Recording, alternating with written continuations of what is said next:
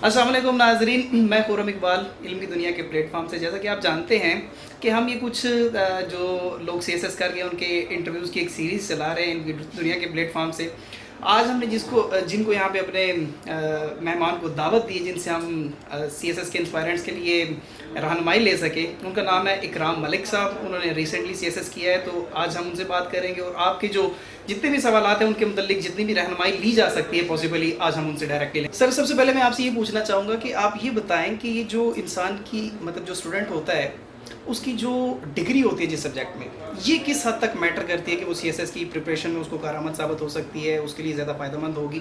आप क्या समझते हैं कि जो डिग्री होती है आपकी वो किस हद तक जो है वो फाइनल डिग्री ओवरऑल जो एजुकेशन है एक कैंडिडेट की वो बहुत ज़्यादा मैटर करती है। अभी सीएसएस इम्तिहान के डायनामिक्स थोड़े से चेंज हो चुके हैं। ठीक है। फाइनल डिग्री की जहाँ तक अगर आप बात करते हैं या ओवरऑल स्कूलिंग की बात करते हैं, अगर वो अच्छे इंस्टीट्यूट से है, ठीक है, उसके अंदर इस तरह से है कि जो स्टूडेंट्स रूरल बैकग्राउंड से आते हैं, जिनका मीडियम इंस्ट्रक्शन उर्दू है, उनको थोड़ी सी मेहनत ज़्यादा करनी पड़ती है। ठीक है, उनका एक्सपोजर थोड़ा सा लिमिटेड होता है as compared to the students who have studied in urban areas, और जो इंग्लिश मोड ऑफ इंस्ट्रक्शन जहाँ पर रहा है उनकी निस्बत जहाँ तक है फाइनल डिग्री की बात है तो वो यस मैटर करती है। अगर फाइनल डिग्री फॉर एग्जांपल आपके एप्टीट्यूड और एटीट्यूड को डिटरमिन कर रही होती हैं कुछ चीज़ें। अगर एक कैंडिडेट है उसकी final decree for example MBBS है, ठीक है, तो एमबीबीएस करने के लिए आपको हैबिट इस तरह से डेवलप हुई होती है, आप नेक ऑफ स्टडिंग बहुत ज़्यादा होता है, एक ठीक है, वन गो में बैठ के आप काफ़ी ज़्यादा पढ़ रहे होते हैं, तो उनको इस हिसाब से एक एज मिल रहा होता है।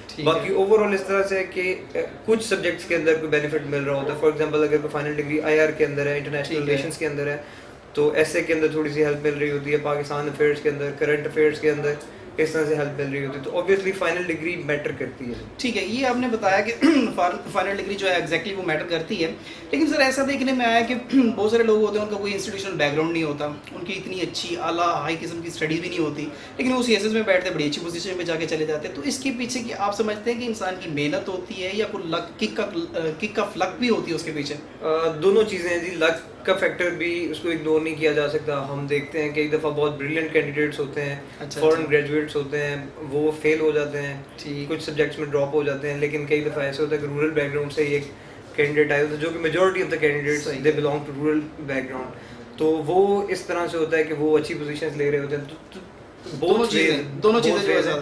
और जो आपने अभी बात की कि कोई इंस्टीट्यूशनल बैकग्राउंड नहीं होता, सीएसएस इम्तिहान के डायनामिक्स बाकी इम्तिहानों से मुख्तलिफ हैं। इसके अंदर ये कि आप 1 साल, 1.5 साल, 2 साल या फिर दैट मैटर कुछ केसेस में आप 3 साल तक भी तैयारी कर रहे होते हैं। ठीक हो गया। तो ये 3 साल डिटरमिन करते हैं आपका फ्यूचर जो है उसके अंदर। और अगर आपकी प्रीवियस एजुकेशन इतनी बेहतर नहीं भी है, लेकिन इन 3 सालों के अंदर sir, if I am not mistaken तो यू आर सेइंग कि थिंग्स ब्लैक एंड व्हाइट में नहीं है, इसमें चीज़ें जो है वो आपको ओपिनियनेटेड फॉर्म में रहती है। अच्छा सर, मैं आपसे ये पूछना चाहूँगा, ये जो सब्जेक्ट सिलेक्शन का जो होता है, कहते हैं कि ये बड़ा सेंसिटिव इशू होता है, इसमें आपको बड़ा केयरफुल होना पड़ता है, आपको बड़ा मेटिकुलसली इसको आगे लेके चलना पड़ता है। तो आप क्या समझते हैं ये जो सब्जेक्ट सिलेक्शन है, आप ये किस तरह से करनी चाहिए? इसके लिए कौन कौन सी हम अप्रोचेस को अप्लाई करते हैं? किस तरह के कोई सब्जेक्ट्स होते हैं वो ट्रेंड में होते हैं, कुछ सब्जेक्ट्स ऐसे होते हैं जो ट्रेंड में नहीं होते लेकिन आपका टेस्ट होते हैं, तो आप क्या समझते हैं इसके बारे में, आप बताइए। इसके ऊपर भी बेसिकली जनरली 2 जो है राय वो प्रिवेल कर रही होती हैं। एक राय तो ये है कि सब्जेक्ट सिलेक्शन ऑब्वियसली मैटर करती है। अनफॉर्चुनेटली इस तरह से कि थोड़ा सा लेवल प्लेइंग फील्ड नहीं है हमारे पास। ठीक हो गया। कुछ सब्जेक्ट्स ऐसे हैं उनके अंदर आप बहुत अच्छी मेहनत भी कर लें तो वो अनफॉर्चुनेटली उतना स्कोर नहीं दे रहे होते जितना उस मेहनत के कॉरस्पॉन्डिंगली उन्हें देना चाहिए। लेकिन कुछ सब्जेक्ट्स ऐसे होते हैं कि उन पे बहुत कम मेहनत करके भी आप अच्छे नंबर ले रहे होते हैं। ठीक हो गया। ट्रेंड ऑब्वियसली मैटर करता है। उसके अलावा कुछ सब्जेक्ट्स ऐसे हैं कि वो चलते ही रहते हैं, अच्छे चलते हैं। रीजनल लैंग्वेजेस जैसे हैं, ठीक हो। और उसके अलावा जो अदर लैंग्वेजेस हैं, पर्शियन है, अरेबिक है, तो ये लैंग्वेज इनके स्कोर को बेहतर चलते ही रहते हैं। लेकिन फिर भी ये ट्रेंड थोड़ा सा 2 साल 3 साल बाद ये चेंज होता है। लेकिन एक और राय भी इसके ऊपर प्रिवेल कर रही होती है कि अगर आपकी इंटरेस्ट है और आपने सिस्टमेटिक तरीके से मेहनत करके, अच्छी किताबें पढ़ के, कीज ना पढ़ के, अच्छी किताबें पढ़ के अगर आपने तैयारी की हुई है, तो वो सब्जेक्ट जो कि ओवरऑल जिसके बारे में एक है परसेप्शन ये है कि ये लीस्ट स्कोरिंग है, ये लो स्कोरिंग है, वो भी आपको अच्छा स्कोर। अच्छा, ये आपने अच्छी किताबों की बात की, तो ये आउट ऑफ सिलेबस जाके बुक्स पढ़ते हैं, एक्स्ट्रा रीडिंग, एक्सटेंसिव रीडिंग, ये किस हद तक कारआमद साबित होती है कि आपकी सीएसएस के हवाले से एक्सपोजर, आपकी अंडरस्टैंडिंग और चीज़ों को समझने का जो है वो बढ़ा देती हैं? सीएसएस में ये किस हद तक जो है आपको ये फ़ायदा पहुंचाती है? एक्सटेंसिव रीडिंग तो बहुत ज़रूरी है। अगर आप एक्सटेंसिव रीडिंग में कोई भी किताब पढ़ रहे हैं, कोई करंट इशू की पढ़ रहे हैं, फिक्शन पढ़ रहे हैं या बायोग्राफी की पढ़ रहे हैं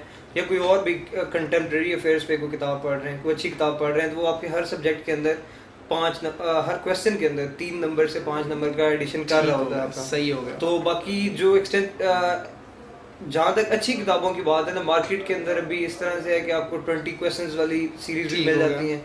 वो ये है कि कोई अच्छे राइटर्स नहीं होते अनफॉर्चुनेटली, वो मिसगाइड करती हैं वो चीज़ें कैंडिडेट्स को। तो जो आई वुड रिकमेंड कि 2-3 किताबें आप हर सब्जेक्ट के लिए ऐसी पढ़ें या 1-2 कम से कम ऐसी पढ़ें जो कि फेडरल पब्लिक सर्विस कमीशन ने रिकमेंड की हुई हैं, वो किताबें आप पढ़ें। अच्छा सर, ये तो हो गया आपका रिटन एग्जामिनेशन। अच्छा, उसके बाद जो आता है आपका इंटरव्यू की तैयारी आती है, उसमें हमारे जो व्यूअर्स हैं उनके लिए आप कुछ एक बात बता दें ऐसी कि जिससे मतलब जो आप इंटरव्यू के लिए किन किन चीज़ों को आपको मद्देनजर रखना पड़ता है? इंटरव्यू की ऐसा इंटरव्यू का जो है उसके अंदर कोई भी सेट पैटर्न नहीं है या डिफाइंड क्राइटेरिया नहीं है, डिफाइंड पैरामीटर्स नहीं है। ठीक है। सबसे पहले तो ये कि जो सब्जेक्ट्स आपने जिनके अंदर आप अपीयर हुए हैं, जो रिटन के अंदर अपीयर हुए हैं, वो उनको आप दोबारा देखें। ठीक है। क्योंकि होता ये है कि आप लैंग्वेज का किस हद तक जो है वो रोल होता है आपको इंटरव्यू से जो है आगे? Language plays a very vital role and pivotal role.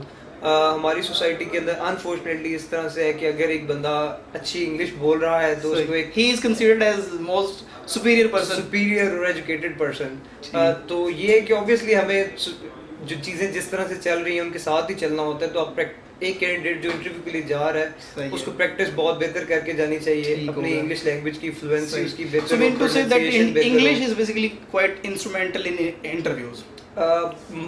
इस तरह से है कि English plays a vital role but not the overall role. English plays a very vital role. उसके साथ आपके कॉन्सेप्ट चीजों की अंडरस्टैंडिंग वो भी what do you say about those people who comes from remote areas और वो यहाँ पे आते हैं, मतलब सीएसएस की तैयारी करते हैं, उनकी लैंग्वेज इतनी अच्छी नहीं होती है, तो उनके लिए एक बड़ी हर्डल, कम्युनिकेशनल हर्डल्स क्रिएट हो जाती है, तो उनको वो किस तरह से जो डू अवे कर सकते हैं? The thing is that you should be competent enough or proficient enough to communicate your idea, basic idea.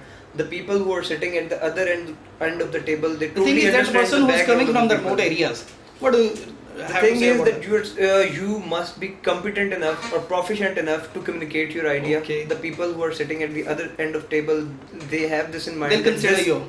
They are considerate enough that this guy or this individual or this candidate belongs to this rural area. Sir, एक आखिरी सवाल मैं आपसे पूछना चाहूँगा कि ये आजकल एक देखा है कि बहुत ज़्यादा ट्रेंड हुआ है, एकेडमीज़ के अंदर लोग जाते हैं, वहाँ से गाइडेंस लेते हैं, लेकिन एट द एंड उनको एक डिसअलूजनमेंट ही होती है कि इतने सारे हमने पे भी किया और उसके बाद हमें मिला भी कुछ भी नहीं है, एट द एंड आपकी कोई ना कोई सब्जेक्ट रह जाता है। तो आप क्या कहेंगे कि एकेडमीज़ का जो है किस हद तक रोल है कि सीएसएस की आपको प्रिपरेशन अच्छे तरीके से करवा सकती है? इस तरह से कि हर बंदे का, हर कैंडिडेट का एक्सपीरियंस डिफरेंट होता है और कामयाबी भी रिलेटिव है, उसके अलावा आपकी तैयारी, प्रिपरेशन, हर चीज़ रिलेटिव है। एकेडमी से पढ़ के भी लोग क्वालिफाई करते हैं, लेकिन अगर आप देखें, अगर स्मार्ट वर्क को देखते हैं, hard work plus smart work, CSS इम्तिहान के अंदर दोनों चीज़ें चलती हैं। अगर आप स्मार्ट वर्क को देखते हैं तो एकेडमीज मेरे ख्याल में आप टाइम अपना ज़ाया कर रहे होते हैं। आप जाएँ एकेडमीज 1 महीना 2 महीना मैक्सिमम 2 माह आप जाएँ, चीज़ों की अंडरस्टैंडिंग लें, क्योंकि कई दफ़ा ऐसे होता है कि जो भी इंडिविजुअल को सीएसएस के लिए अपीयर हो रहा होता है, ठीक होगा, उसके अंदर इस तरह से होता है कि उसके पूरे खानदान में कोई नहीं होता, पूरी फैमिली में कोई ऐसा इंडिविजुअल नहीं होता कि जो ऑलरेडी सर्विस में हो या सीएसएस एग्जाम में अपीयर हो।